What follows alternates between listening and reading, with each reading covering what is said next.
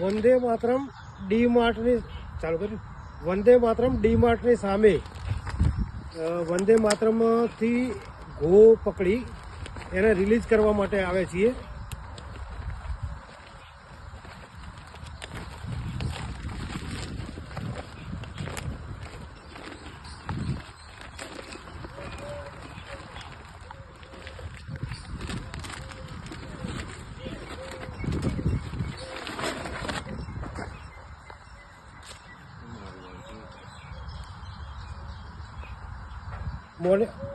આનો ગુજરાતીમાં ઘો કહેવાય, અંગ્રેજીમાં મોનિટર લિઝર્ડ કહેવાય.